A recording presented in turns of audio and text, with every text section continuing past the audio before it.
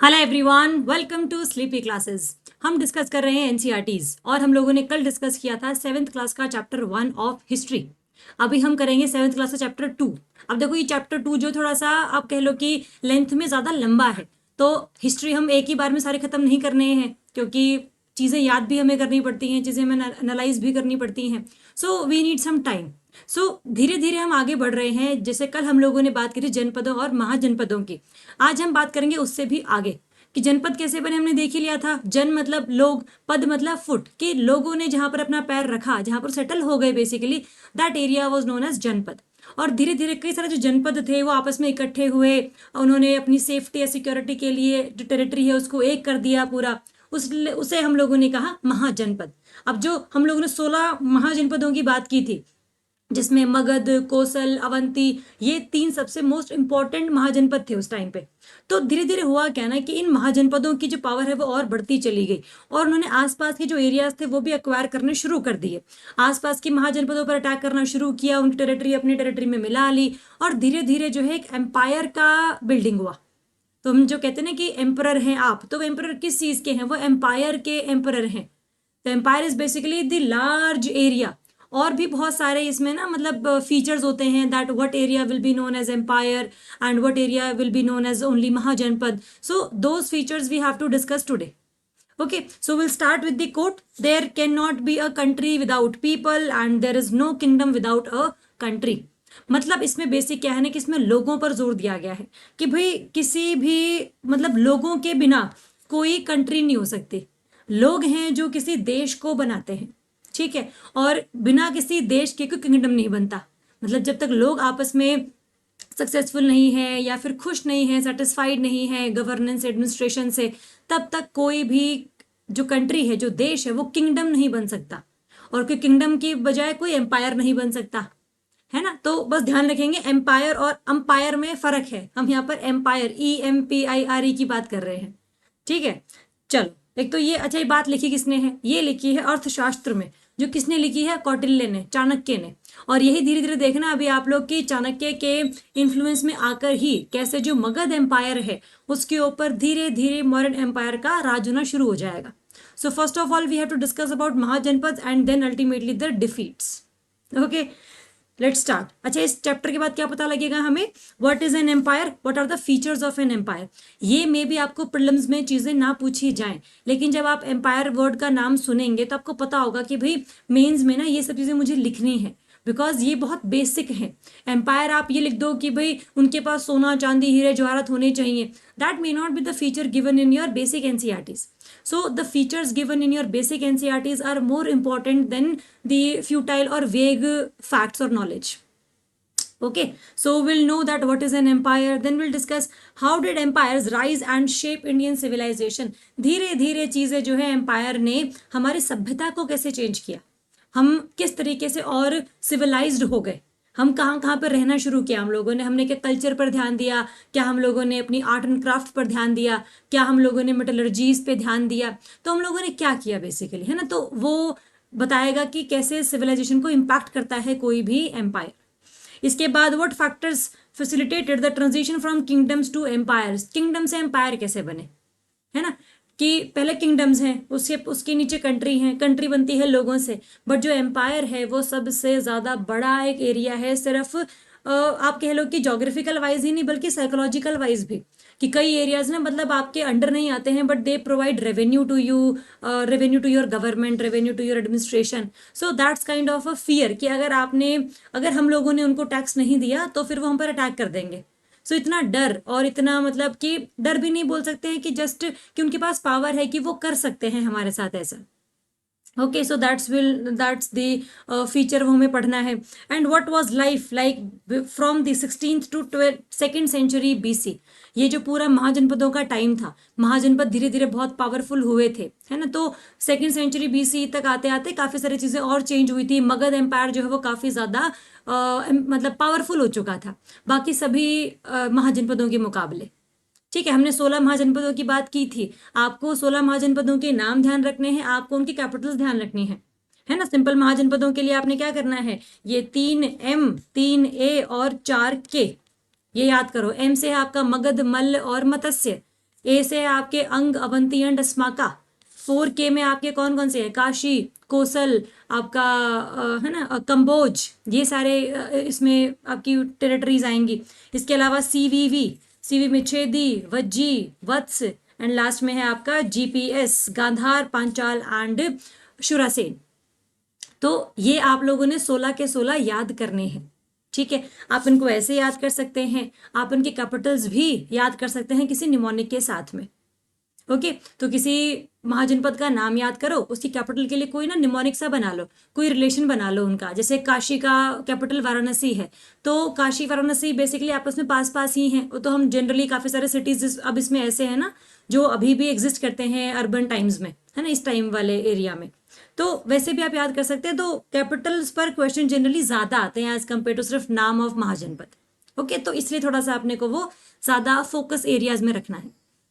अब इसके अलावा ना ये जो एनसीईआरटी देखो भी 7th क्लास के बच्चों के लिए है, ये तो ये यूपीएससी वालों के लिए नहीं बनाई हुई है स्पेशली उन्होंने। तो 7th क्लास के बच्चे को समझाने के लिए ना कुछ आर्ट एंड क्राफ्ट इस्तेमाल किया हुआ है, इसमें कुछ क्रिएटिविटी इस्तेमाल की हुई है। जैसे ये पूरी एक फोटो है जो ये दिखाती है that it is the artistic representation of Pataliputra which is located around modern day Patna. तो Pataliputra was basically ultimately the capital of Magadha empire. पहले राजगृह थी, हम लोगों ने कल डिस्कस किया था, राजगृह है, राजगीर, कुछ भी आप उसको बोल सकते हैं। तो that was the capital of Magadha at first. धीरे धीरे the capital shifted to Pataliputra. Okay, so ये एक आर्टिस्टिक रिप्रेजेंटेशन है पूरे इसकी, जहाँ पर एक राजा है ना, जो वहाँ पर जो हॉर्सेस हैं, जो एलिफेंट्स हैं, उनकी प्रेजेंस भी काफ़ी ज़्यादा है। यहाँ पर लोग जो है ट्रेड वगैरह कर रहे हैं, सांची स्तूप वगैरह बने हुए हैं, सांची स्तूप नहीं भी बने हुए तो भी स्तूप्स बने हुए हैं, है ना, क्योंकि अभी धीरे धीरे सिचुएशन ऐसी आ रही है कि जो महात्मा बुद्ध है वो इसी टाइम पर एग्जिस्ट कर रहे थे। तो उनकी डेथ भी जो कुशीनगर है, कुशीनारा, वो यहीं पर ही हुई थी। तो उनके जो रिलिक्स हैं वो भी लेकर आए गए थे। तो उनके रिलिक्स को रखने के लिए ही जो है कई सारे स्तूपों की स्थापना की गई थी। ओके, तो ये एक आर्टिस्टिक रिप्रेजेंटेशन है दिखाने के लिए। यहाँ पर आपको कुछ केव्स दिख जाएंगे, कुछ बड़े बड़े पहाड़ दिख जाएंगे। ये गेट है आपका कैपिटल में एंट्री करने से पहले, है ना। तो मतलब क्या है कि आर्मी पूरी की पूरी है इनके पास, क्योंकि वॉरफेयर के एविडेंस हमें बहुत ज़्यादा मिलते हैं यहाँ से। जैसे आईवीसी में there was no evidence to warfare और आर्मी बिल्डिंग, बट इस टाइम पर काफ़ी ज़्यादा वो एविडेंस हम लोगों को मिल रहे थे, है ना। तो ये सारी चीज़ें, तो इसमें दो बच्चे बताए हुए हैं, वो क्या है, टाइम ट्रैवल कर सकते हैं। टाइम ट्रैवल करके वो पहुंच गए मगध एम्पायर के टाइम पे। तब उन्होंने देखा कि देखो कैसे कैसे बड़े बड़े पहाड़ों से जो है, जंगलों से टिम्बर लेकर आया जा रहा है, फॉरेस्ट रिसोर्स लेकर आया जा रहा है, आर्मी जो है वो लड़ने के लिए जा रही है ना। तो ये सब उन्होंने देखा अपनी आंखों से, if they could time travel. Okay, तो ये सारी चीज़ें बस बच्चों को समझाने के लिए हैं। तो ये एक स्टोरी सी बनी हुई है। इसमें हमारे जो काम की चीज़ है वो क्या क्या है, वो ये है कि हम लोगों ने कल भी देखा था कि जैसे पूरा एरिया जो है फोर्टिफाइड था, मतलब किलाबंदी की हुई थी। और इस पूरे कैपिटल के अराउंड जो है यहाँ पर एक छोटा सा ना मोट वगैरह बनाया हुआ था, जिससे मगरमच्छों को छोड़ा हुआ था, हमने डिस्कस किया था इसे। तो वो रिवर नहीं है, तो सिक्योरिटी सेफ्टी के लिए वो सारी चीज़ें एग्जिस्ट कर रही थी उस टाइम पर। इन्होंने बताया कि भाई जो timber, herbs, many other valuable resources जो हैं वो जंगलों से मिलते थे इन लोगों को। आर्मी में एलिफेंट्स थे जो इन्हीं जंगलों में काफ़ी ज़्यादा अमाउंट में मिलते थे, है ना। और इनको आर्मी के लिए फिर ट्रेन करना पड़ता था। आर्मी में भर्ती करने के लिए लेकर आ रहे हैं जंगलों से, फिर ट्रेनिंग भी चाहिए है, मतलब क्योंकि ऐसा नहीं है कि आप बस हाथी को ले आओगे और उसके ऊपर बैठ के चल दोगे तो वो आपकी बात मान लेगा। It also require some training, है ना। तो ये सारी चीज़ें तो इसमें पूरा बताया हुआ है कि भाई कैसे आर्मी जा रही है, कैसे वॉरफेयर के एविडेंसेस हैं, तो वो सारी चीज़ें हैं इसमें। अब क्वेश्चन ये आता है कि एम्पायर है क्या, ठीक है। अब एम्पायर बेसिकली क्या है, उसके कुछ फीचर्स हैं। एम्पायर जो शब्द है वो आया है लैटिन वर्ड इम्पीरियम से, जिसका मतलब होता है सुप्रीम पावर, कि ये पावर जो है सुप्रीम है, जो ये बातें बोलेंगे वो सारी मानी जाएंगी। अगर इन्होंने कोई बोला है कि भी आज अटैक करना है तो वो अटैक किया जाएगा। अगर उन्होंने सोने के सिक्के लागू किए हैं तो सोने के सिक्के ही लागू होंगे। अब उन्होंने अगर किसी टेम्पल को बनाने की परमिशन दी है तो टेम्पल बनेगा अब। तो कहने का मतलब क्या, सुप्रीम पावर है, इंपीरियम शब्द से आया है ये। और जो एम्पायर है basically it is the large geographical area and the collection of multiple smaller kingdoms. एक किंगडम यहाँ है, एक यहाँ है, एक यहाँ है, एक यहाँ है, और सभी बेसिकली ये अलग अलग किंगडम्स हैं। ये मान लो सबसे ज्यादा पावरफुल, इसकी आर्मी सबसे अच्छी है, इसने इस पे अटैक किया, इस पे अटैक किया, इस पे अटैक किया, इस पे अटैक किया, और अल्टीमेटली सारे जो एरियाज हैं वो अपने अंडर ले आया। So this area will become an empire. ठीक है, पर छोटे मोटे किंगडम्स हैं, है ना। तो हमें बहुत सारे एरियाज में नाम भी मिला है, जैसे हम लोगों ने कई सारे टेक्स्ट पढ़े हैं संस्कृत के, उसमें इन सब नामों का जिक्र है कि एम्परर तो नहीं बोला गया है, बट क्या बोला गया है, इसके अलावा सम्राट, है ना, सम्राट बोला गया है, सुप्रीम रूलर, अधिराज और ओवरलॉर्ड, राजाधिराज, द किंग ऑफ किंग्स, इन सारे शब्दों का इस्तेमाल किया गया है हमारे बहुत सारे संस्कृत के टेक्स्ट्स में, जो ये बताते हैं कि हमारे यहाँ पर जो एम्पायर था वो काफी ज्यादा तरीके से एग्जिस्ट कर रहा था, है ना। अब वो एम्पायर क्या था, क्या नहीं था, कैसे वो बना, but we just know that empire is formed after the collection of multiple and smaller kingdoms. Okay, so will move to the next thing. जैसे इसमें क्या है ना कि मान लो कि कुछ एरियाज ऐसे जिनके खुद अभी भी राजा वगैरह हैं, जिसको हमने एम्पायर के विद इन नहीं ले आया। जैसे मान लो कि ये एक एरिया है, ये पूरे किंगडम के अंडर आता है, बट इसका अपना अलग अलग एक रूलर है, इसे हम कहते थे ट्रिब्यूटरीज टू दी एम्परर्स, कि भाई पूरे टेरिटरी में वो एक कैपिटल से रूल करता था, और उसके नीचे जो है काफी सारे जो हैं और राजा हुआ करते थे, ठीक है, लेकिन वो उसकी छत्र छाया में ही काम करते थे। That is Y the king of Kings, है ना, राजाधिराज, है ना, तो इसलिए वो नाम इसमें सेट बैठता है। अब क्वेश्चन आता है कि फीचर्स ऑफ एन एम्पायर। सबसे पहली बात तो अगर आप सोचते हैं कि बहुत बड़ा किंगडम होगा तो उसके लिए economic stability, political stability, social security, है ना, सिक्योरिटी फ्रॉम द इन्वेजन्स, तो ये सारी चीज़ें होनी चाहिए, ये बहुत कॉमन सेंस है बेसिकली, है ना। तो अगर हम देखें कि सबसे पहली चीज़, it should maintain an army, जिससे कि हमारे ऊपर इन्वेजन्स को रोका जा सके। So first of all maintains an army to keep the tributary states under control, और जितना ज़्यादा एम्पायर को एक्सपैंड किया जा सके एक्सपैंड करिए, और एक्सटर्नल अग्रेशन से हमें अपने पूरी जनता को, पूरी आर्मी को बचाना है। सो फर्स्ट ऑफ ऑल सिक्योरिटी की बात करेंगे। सेकेंड ऑफ ऑल कि भाई एडमिनिस्ट्रेशन ऐसा होना चाहिए कि टैक्सेस सही तरीके से कलेक्ट हों, साथ में लॉ एंड ऑर्डर की मेंटेनेंस रहे, लोग रूल्स को माने, लॉज एंड ऑर्डर को माने, ताकि जो है प्रॉपर एडमिनिस्ट्रेशन किया जा सके, तो है ना। तो ये सारी एक चीज आती है एम्पायर की बिल्डिंग में।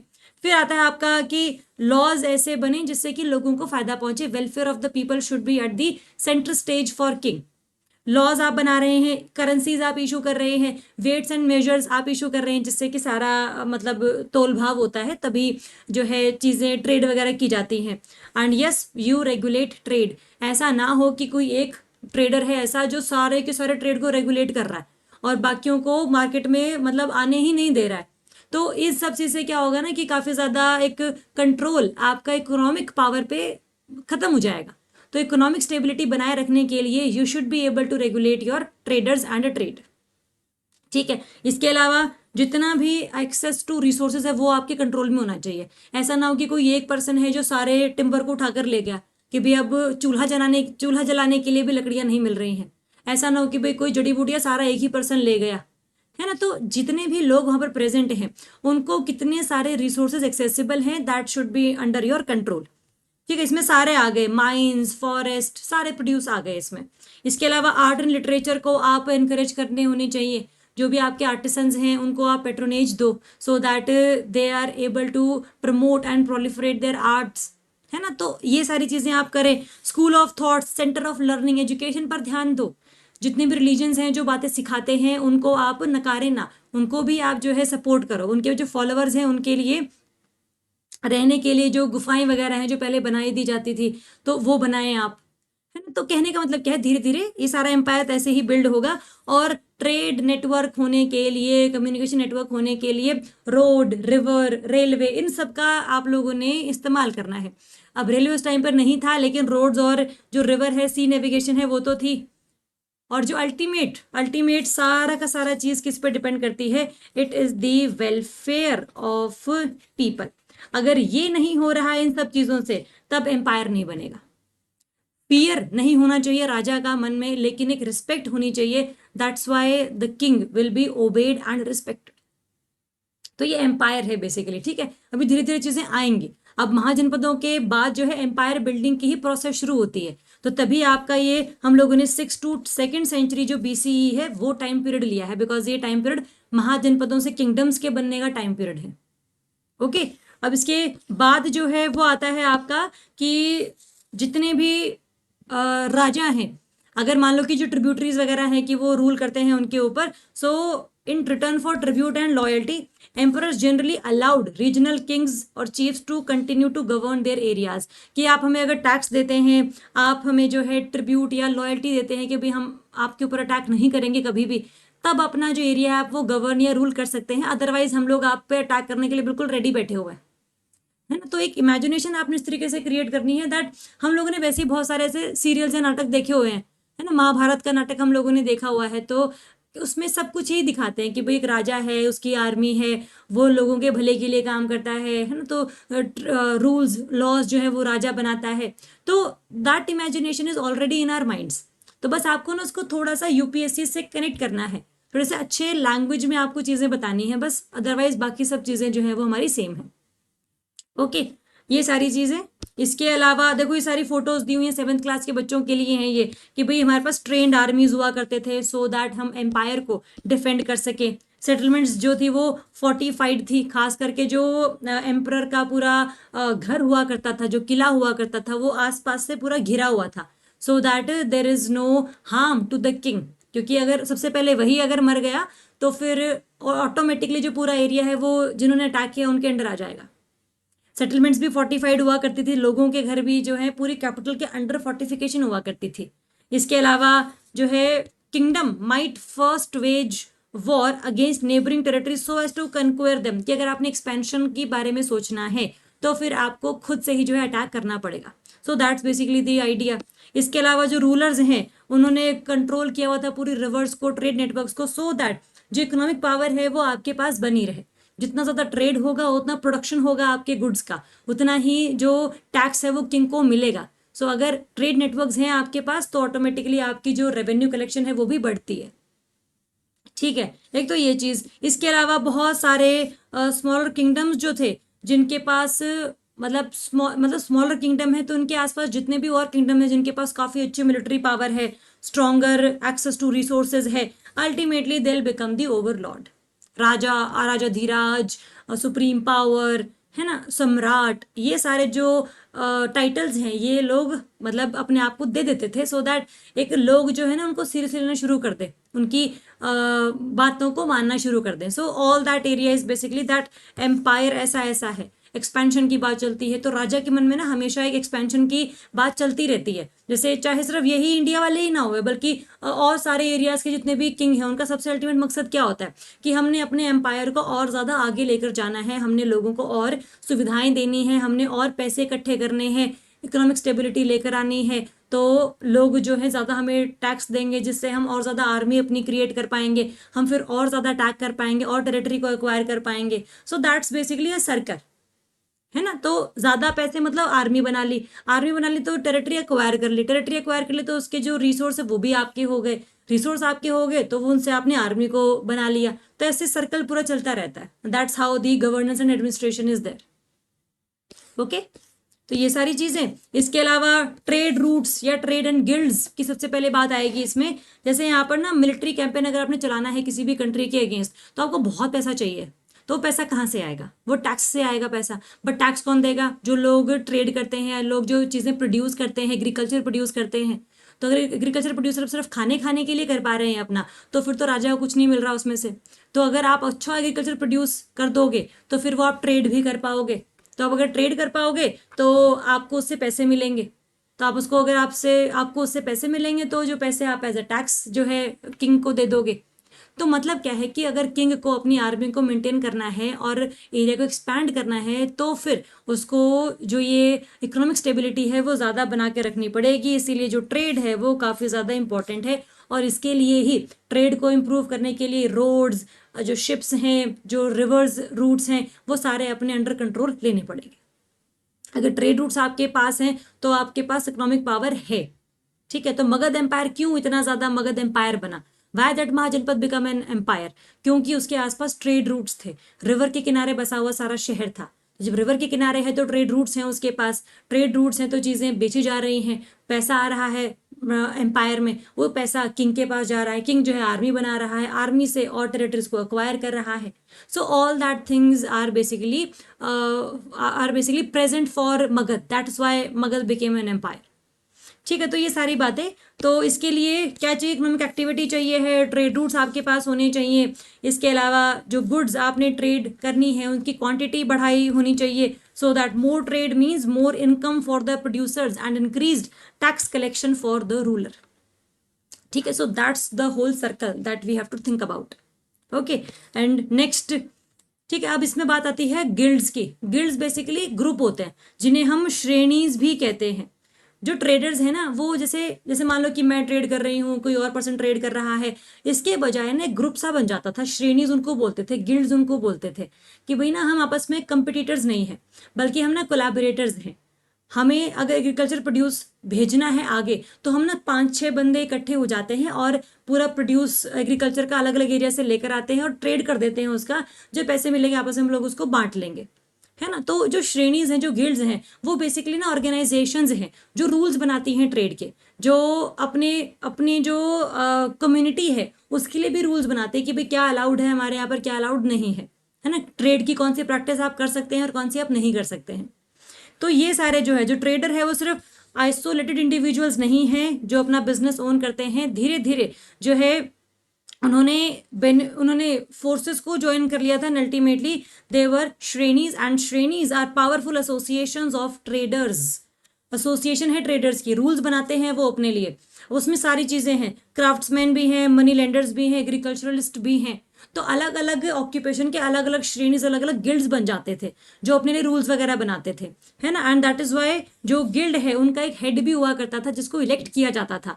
और जो एग्जीक्यूटिव्स हैं वो भी होते थे जो जिनके पास काफ़ी अच्छी एथिकल क्वालिटीज़ हुआ करती थी कि भाई आप इसके हेड हैं, इम्प्लीमेंटेशन करने की जिम्मेदारी जो है वो आपकी है. तो फिर आप ना अनएथिकल नहीं होने चाहिए. कोई रूल किसी के लिए अलग है, कोई रूल किसी के लिए अलग है, ये सारी चीज़ें नहीं चलेंगी. सबके लिए रूल्स आपके सेम रहेंगे. So that's how the thing was. ठीक है, तो जो लोग इकट्ठे हुए, they ended up being collaborators and rather than competitors. ठीक है, तो धीरे धीरे उनको पता लग गया था कि भाई जो आपके शेयर्ड रिसोर्सेज हैं and information on the market, supply, demand, workforce etcetera, ये जो है वो सबके भले के लिए है. ये जो एसोसिएशंस हैं ये काम कर रही हैं और जो रिसोर्स है वो शेयर्ड है. अगर मान लो मेरे पास कुछ नहीं है तो मैं जो एसोसिएशन है उसे मांग सकता हूँ, है ना. ऐसे ही कोई और पर्सन भी है, तो रिसोर्सेज शेयर्ड है. और साथ ही साथ जो है अपना हमें पता है, इंफॉर्मेशन है हमारे पास कि मार्केट में किस चीज़ की डिमांड है, सप्लाई किसकी ज़्यादा है, किसकी कम करनी है, तो वो सारी बातें ऑलरेडी हम लोगों को पता है. सो ये इन्फॉर्मेशन हो गया, रिसोर्सेज हो गए, इन सब का जो एक बेनिफिट है वो सबको मिलना था. That's why the guilds were formed. First reason तो यही था इसका. सेकेंड रीज़न था ये कि जो कल्टिवेटर्स थे या ट्रेडर्स थे या हर्ड्समैन हैं, मनी लेंडर्स हैं, आर्टिसंस हैं, उनको अपने रूल्स बनाने के लिए जो अथॉरिटी है वो भी मिल जाती थी किंग्स से. किंग कोई भी इंटरफेयर नहीं करता था. जब तक आप सेटिस्फैक्टरीली काम कर रहे हैं, सरकार को टैक्स कलेक्ट करके दे रहे हैं, तब तक आपसे कोई कुछ भी नहीं पूछ रहा है कि भाई आपने रूल जो है वो क्यों बनाए. आप जो है अपने अलग अलग रूल्स को बना सकते हैं, कोई दिक्कत नहीं है. You will have the authority, no king will have the authority over your rules, है ना. तो ये सारी खास बातें हैं इनकी. इसके अलावा जो रूलर है वो भी इंटरफेयर नहीं करता था, क्योंकि उसको पता है कि यार मतलब जब तक काम चल रहा है, जब तक ठीक ठाक काम चल रहा है, तब तक हम इसमें इंटरफेयर ना करें. सो उनके रूल्स है, उनके कस्टम्स है, उनकी कम्युनिटी है, जैसा मर्जी वो मतलब जब तक किसी को नुकसान नहीं पहुंचा रहे हैं तब तक वो अपने रूल्स बना सकते हैं. So that was the criteria. तो धीरे धीरे जो है इन सारे एम्पायर्स में जो मगध एम्पायर है वो राइज करता है. और वो राइज क्यों करता है? अगेन क्योंकि पहली बात तो यहाँ पर बहुत ही ज़्यादा जो पावरफुल रूलर्स हैं वो आते हैं. यहाँ की जो लोकेशन है, जोग्राफिकल लोकेशन की वजह से जो रिवर के ट्रेड रूट्स हैं वो इनके पास हैं. इसके अलावा जो जंगल वाला एरिया है आसपास, तो जंगलों में से जो हाथी वगैरह हैं वो ये लोग ले आते हैं, जिससे कि आर्मी इनकी बनती है. जंगलों से जो है उस वहाँ पर आयरन के रिसोर्सेज हैं अगर, तो फिर वो वेपन्स बनाने के लिए काम आता है आयरन. वेपन्स अच्छे हैं तो आर्मी अच्छी है तो आप किसी पर अटैक करोगे तो आप हार के नहीं आओगे. दूसरा, एग्रीकल्चर वगैरह करने के लिए आप जो हल वगैरह बनाते हैं या फिर जो कुल्हाड़ी वगैरह बनाते हैं जिससे कि आप पूरे जंगलों को काट सकते हैं। तो एग्रीकल्चर प्रोड्यूस को बनाने के लिए, उसको प्रोड्यूस करने के लिए आप ज़्यादा एरिया साफ कर सकते हैं, जिससे कि फूड सिक्योरिटी बनी रहेगी, फूड स्कार्सिटी नहीं होगी। तो जो है सरप्लस है हर चीज़ का, सरप्लस है तो ट्रेड है, ट्रेड है तो इकोनॉमी अच्छी चल रही है, इकोनॉमी अच्छी है तो पॉलिटिकल स्टेबिलिटी भी आई हुई है, और जो लोग हैं उनके वेलफेयर के लिए किंग काम कर रहा है। So those things are basically giving benefits to Magadh as an empire. ठीक है, तो मगध एम्पायर जो सबसे पहले यहाँ पर हरियंका डायनेस्टी आई थी, जो बिंबिसार ने शुरू की थी। तो Bimbisara was the founder of Haryanka dynasty 544 BCE के आसपास। अजात शत्रु जो है वो सबसे ज्यादा फेमस रूलर माने जाते हैं, क्योंकि इनके टाइम पर ही काफी जो अमेलगमेशन है ऑफ डिफरेंट किंगडम्स वो होती है मगध वाले एरिया में। ठीक है, जो उदाइन है, उदाइन खास इसलिए है क्योंकि जैसे बिंबिसार ने ये मगध एम्पायर शुरू किया था, हरियंका डायनेस्टी शुरू हुई थी मगध वाले एरिया में, तो राजगिर वॉज द कैपिटल, है ना। लेकिन जो उदाइन है उन्होंने पाटलिपुत्र कैपिटल बना दिया था, क्योंकि उनको पता था जो पाटलिपुत्र वाला एरिया है वो ज्यादा अच्छा है, क्योंकि उसके आसपास जो लोकेशन है रिवर्स या एनिमल्स या जंगलों की वो काफी ज्यादा अच्छी। So that was the future vision of Udayin. धीरे धीरे शिशुनाग डायनेस्टी आई, जिसमें शिशुनाग ने हराया उदाइन को, फिर कालाशोक आए, और फिर डायनेस्टी आई हमारी नंद डायनेस्टी। नंद डायनेस्टी में महापद्मनंदा, धनानंद, ये दो रूलर्स होते थे। धनानंद को हरा के जो है चंद्रगुप्त मौर्य आए, और चंद्रगुप्त मौर्य ने मौर्यन एम्पायर की स्थापना की। So you should know that Magadh empire जो था वो मौर्यन एम्पायर नहीं था। मगध एम्पायर के टाइम पर 3 डायनेस्टीज हुई थी, Haryanka and your Shishunaga and Nanda dynasty. इसमें अलग अलग रूलर्स हैं, बस इनके फाउंडर के नाम भी याद कर लोगे तो कोई दिक्कत नहीं है। डिटेल तो हमको करनी ही है इसमें कि किसने क्या किया क्या नहीं किया, बट फिलहाल के लिए जो क्रोनोलॉजी है वो पता होनी चाहिए हमें। ठीक है, तो मगध एम्पायर क्यों बना ये हमने देख ही लिया। इसके अलावा ये भी है जो अजात शत्रु है उनके टाइम पर जो वर्धमान महावीर हैं और जो महात्मा बुद्ध हैं वो कंटेम्प्रोरी थे इनके। तो काफी ज्यादा जो है बुद्धिज्म और जैनिज्म का जो स्प्रेड है वो इनके टाइम पर ही हुआ था। ओके, तो एक तो ये चीज। इसके अलावा मगध की सारी लोकेशंस के बारे में, रिसोर्स रिच गंगा प्लेन्स थे वहां पर, फर्टाइल लैंड है, अबंडेंट फॉरेस्ट्स हैं फॉर टिम्बर, एलिफेंट्स, और जो है आयरन को ट्रांसफॉर्म कर दिया गया था for agriculture and warfare. Iron ploughs को इस्तेमाल होता था so that the land for agriculture could be increased, और जो लाइटर और शार्पर वेपन्स है वो बनाए जाते थे so that capabilities of the army could be strengthened. So all these things make benefit to Magad Empire. Okay, so that's why Magadh empire was there. और धीरे धीरे जो है चीजें ना अब डाउनफॉल शुरू हो जाएगा। जो धीरे धीरे नंद डायनेस्टी थी लास्ट में, तो महापद्मनंदा के बाद धनानंद जो आए उनके जो रूल्स थे ना वो काफी लोगों को पसंद नहीं थे। So there were kind of exploitative rules. तो लोगों ने फिर इनकी बातें मानने छोड़ दी थी कि भाई हम रूल नहीं होंगे तुम लोगों से। तो इसका फायदा उठाते हुए चंद्रगुप्त मौर्य जो है वो अपना एम्पायर बिल्ड यहाँ पर कर गए थे। सो इन एफिशिएंट रूलर्स कभी भी जो है एक बढ़िया डायनेस्टी को आगे लेकर नहीं जा सकते। सो इसीलिए जो यहाँ पर मगध के एफिशिएंट रूलर्स थे उन्होंने इसको एम्पायर बनाया। बट एम्पायर हमेशा एम्पायर रहे जरूरी नहीं है, वो डिपेंड करता है उसके रूलर्स पे, वहां की जनता पे, वहां की प्रजा पे, उसके करप्शन सिस्टम पे।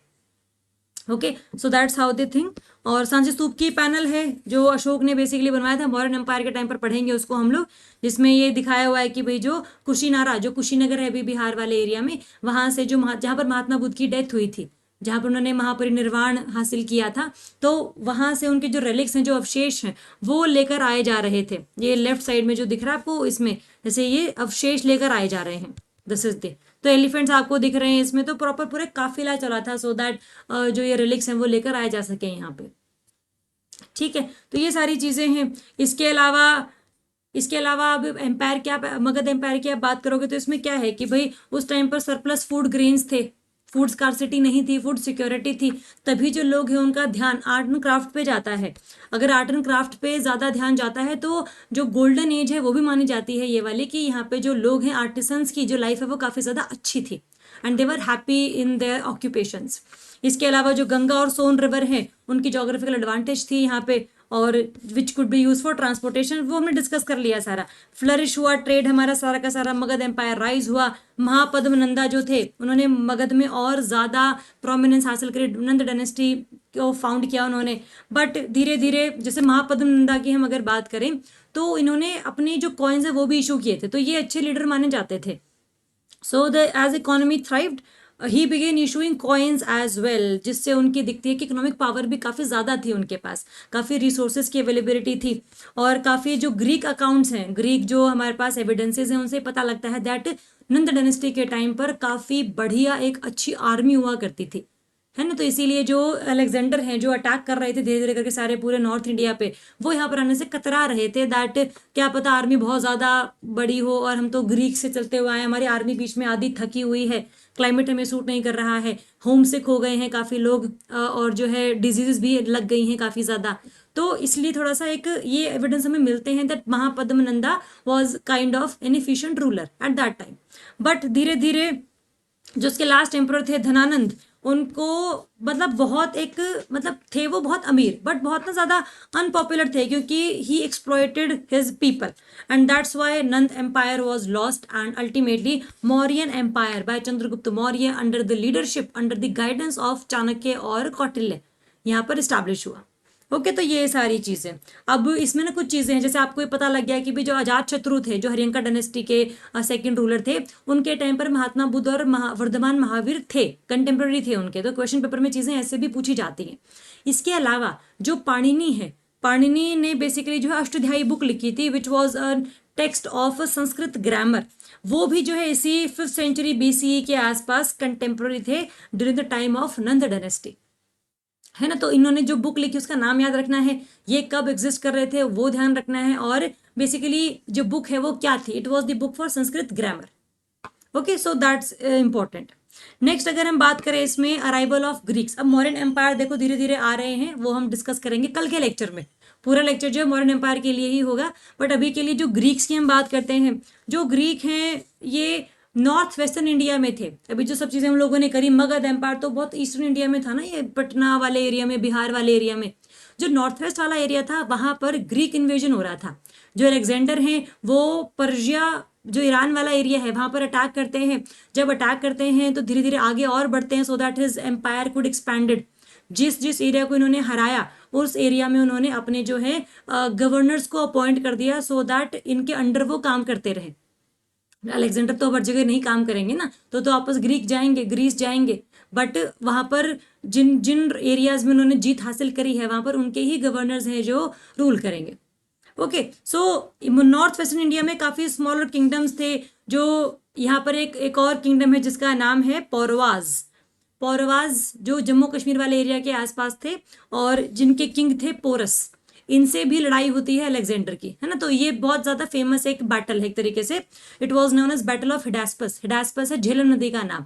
तो झेलम नदी के किनारे जो पूरी बैटल है वो हुई थी। इट वॉज अराउंड 324 BCE, है ना। तो एक तो ये, तो 334 331 BCE के आसपास जो अलेक्जेंडर हैं बहुत ही पावरफुल किंग हैं, और इसके साथ साथ जो है मैसिडोनिया वाला एरिया है इनके पास। और ये जो ग्रीस पर पर्शिया ने पहले इन्वेजन किया था, अटैक किया था, उसका बदला लेने के लिए उन्होंने पर्शिया पे दोबारा अटैक किया और वो जीते। उसमें जो पर्शियन एम्पायर है वो इनके अंडर आ गया था। और उस टाइम पर जो है ना काफ़ी सारे जो इंडियन सोल्जर्स हैं पर्शिया के लिए, वो भी लड़े थे इनसे, इनके खिलाफ लड़े थे मतलब बेसिकली, तो इनके साथ नहीं थे। एंड धीरे धीरे इन्होंने कॉन्क्वेयर कर लिया था पर्शियन एम्पायर को, और ग्रीक कल्चर जो है वो हर जगह फैला, और उसको हम वर्ल्ड हिस्ट्री में और ज़्यादा ढंग से याद करेंगे। इनकी आर्ट एंड क्राफ्ट को भी हम याद करेंगे, कैसे ये लोग गांधार स्कूल ऑफ आर्ट लेकर आए थे, कैसे उसमें ग्रीक का हमें एविडेंस मिलता है। तो that is basically in are advanced courses. But अभी के लिए एनसीईआरटी में अगर हम देखें तो हम जैसे बात करें ना कि जो अलेक्जेंडर ने जैसे पर्शिया के डिफरेंट प्रोविंसेस को जीता, और वहां पर जो है गवर्नर्स को अपॉइंट कर दिया था, जिन्हें हम कहते थे सत्राप्स। सत्राप्स पेपर में क्वेश्चन आता है, what does this satrap term represents. तो ये गवर्नर हैं जो कि अलग अलग एरियाज में अलेक्जेंडर के द्वारा अपॉइंट किए गए थे, and they were left behind by the overlord like Alexander to manage far off territories. जो बड़े बड़े और अदर एरियाज हैं उन पे जो है रूल करने के लिए यहीं पर ही रह गए थे। अलेक्जेंडर तो दोबारा अपने घर जाएंगे, है ना। तो that was basically the idea. इसके अलावा अब इसमें ना स्टोरी सी है, जैसे ना यहाँ पे 324 BCE में जो है यहाँ पर अटैक वगैरह होते हैं इस 324 325 326 के आसपास। तो जब ये अटैक वगैरह होते हैं तो जैसे 327 325 BCE है, यहाँ पर तो ना बहुत सारे बैटल्स ऐसे दिखाए गए हैं जहाँ पर जैसे पौरवाज हो गए, इसके आगे और स्मॉलर किंगडम्स है नॉर्थ वेस्टर्न इंडिया में, उन पर अटैक होता है। उस टाइम पर नॉर्थ वेस्टर्न इंडिया का मतलब है ये पाकिस्तान वाला एरिया, है ना, पाकिस्तान में झेलम नदी जो जाती है हमारी, तो उस टाइम पर ये Afghanistan Pakistan north western province ही हम इसको बोलते थे ना। गांधार, कंबोज, जो ये महाजनपद हम लोगों ने दो कल डिस्कस किए थे, तो वहां पर उस वाले एरिया की हम बात कर रहे हैं। ठीक है, एंड इनका जो अलेक्जेंडर है ना, बहुत ही ज्यादा, जैसे सिकंदर हम इनको बोलते हैं, तो सिकंदर का बेसिकली क्या था ना कि he wanted to reach to the end of the world, इसीलिए वो अपने घर से निकलकर सारे के सारे जो सीधा रास्ता है वहां पर चलते चले गए और धीरे धीरे इंडिया पर उन्होंने कब्जा करने की कोशिश करी। ठीक है, ये भी माना गया है कि ग्रीक आर्मी में काफी सारी जो हैं उन्होंने विमेन को भी बैटल्स में फाइट करवाया था। So that was one of the evidences that women also fought battles with their main. ठीक है, बट धीरे धीरे क्या हुआ ना कि जब पर्शिया को हरा दिया, ठीक है, बट जैसे जैसे इंडिया में आ रहे हैं, क्लाइमेट चेंज हो रहा है, क्लाइमेट चेंज हो रहा है, तो और साथ में बहुत टाइम हो गया अपने घर से निकले हुए, जो सोल्जर्स है वो होमसिक हो गए हैं, बीमार भी हो गए हैं, और जो वेपन्स है वो भी अब थोड़े से कम रह गए हैं इनके पास, तो बार बार कैंप लगाने पड़ते हैं, है ना, तो काफी ज्यादा जो है एक रिवोल्ट सा देखा गया था इनकी आर्मी में इनके खिलाफ कि भाई आगे नहीं जाएंगे हम लोग। तो इसीलिए जो हंगर, थर्स्ट, डिजीजेस काफी सारे जो है, मतलब इसकी वजह से जब ये रिवोल्ट वगैरह हो रहे थे, तो अलेक्जेंडर अपनी सारी आर्मी को वापस लेके जा रहे थे पर्शिया में, पर्शिया से होते हुए ग्रीक में जा रहे थे, तो तब जो है काफी सारे सोल्जर्स की डेथ हो गई थी। सो that was one of the failures of Alexander, है ना। तो ये वो वाला टाइम पीरियड है। एंड अल्टीमेटली 323 324 बीसीई में जब अलेक्जेंडर वहां पर पहुंचे बैक इन पर्शिया, है ना, तो उस पूरे एरिया में जो है उन्होंने काफी ज्यादा रेबेलियन को देखा, पॉलिटिकल टर्मोइल था वहां पे, जिस वजह से वो बीमार पड़े और अल्टीमेटली उनकी जो डेथ है वो 32 एज में हो गई थी। ठीक है, तो ये सारी कहानी जो अलेक्जेंडर की बेसिकली है। तो ग्रीक्स इन्वेजन है इंडिया में, तो 326 बीसीई के आसपास जो है इंडिया पर भी अटैक होता है बाय अलेक्जेंडर, बाय सिकंदर, जो किंग पोरस की हम बात करते हैं। तो जो किंग पोरस है उन्होंने काफी अच्छी लड़ाई लड़ी, काफी मतलब जीतने कगार पर ही थे, बट धीरे धीरे क्या हुआ कि मतलब उनकी आर्मी काफी अच्छी थी अलेक्जेंडर की as compare to king Porus. और जब उनसे पूछा गया कि भाई how he wish to be treated, Alexander ने पूछा किंग पोरस से that how you wish to be treated, तो उन्होंने बोला लाइक अ किंग, तो हार नहीं मानी उस टाइम तक। तो उनकी इसी बात से खुश होके जो है इन्होंने बोला कि भाई आपको इस पूरे किंगडम को मैं आपको सौंपता हूँ and you will be satrap of that kingdom. मतलब उनका ही एरिया था तो किंग नहीं है, लेकिन अलेक्जेंडर के अंडर जो है आप, हम अपना गवर्नर नहीं अपॉइंट करेंगे यहाँ पर, आपको ही अपॉइंट कर रहे हैं हम लोग, तो काइंड ऑफ पूरी टेरिटरी जो उनको वापस दे दी गई थी, है ना। तो 326 बीसी जो है वो काफी इंपॉर्टेंट एक सेंचुरी है, जहां पर ये जो बैटल ऑफ हिडास्पस होती है, बैटल ऑफ झेलम रिवर होती है। ठीक है, तो बस ये पता होना चाहिए हमें। ग्रीक्स में अब आगे हम और भी पढ़ेंगे कि जैसे सत्राप्स हम लोगों ने पढ़े, हम लोगों ने ये सारा इसका टाइमलाइन वगैरह पढ़ी, पूरा ये रूट है देखो यहाँ से, ये अलेक्जेंड्रिया से होते हुए, बेबीलियन से होते हुए, परसेपोलिस, हिडास्पस, ये सारा जो एरिया है ये सारा अंडर ग्रीक एम्पायर है, तो काफी बड़ा एम्पायर था उस टाइम पे ग्रीक, है ना। तो काफी बढ़िया सिटीज भी थी यहाँ पे, हम पढ़ेंगे आगे जैसे हमारा आगे जाता आता जाएगा पूरा सिलेबस। तो ग्रीक एम्पायर बड़ा फेमस है आर्ट एंड कल्चर में खास करके। ठीक है, तो बुद्ध आर्ट जब हम पढ़ेंगे तो और ज्यादा डिटेल करेंगे इसकी, बट अभी के लिए इसको हम यहीं पर ही स्टॉप करेंगे, और कल हम लोग शुरू करेंगे अपने माइटी मौर्यास। ये माइटी मौर्यास हम लोगों ने डिस्कस करने हैं, ये बहुत इंपॉर्टेंट है हमारे लिए, बिकॉज ज्यादातर क्वेश्चंस जो हैं वो इसी चैप्टर से आते हैं। बट आपको मगध एम्पायर की 3 डायनेस्टीज, उनके नाम, उनके राजा, और एम्पायर क्या होता है, ट्रेड कैसे होता था, मगध एम्पायर ही क्यों एम्पायर बना, तो वो सब चीजें हल्की सी आइडिया लग जानी चाहिए। कोई भी अगर आपको डाउट है तो please do let me know. Thank you so much and all the very best.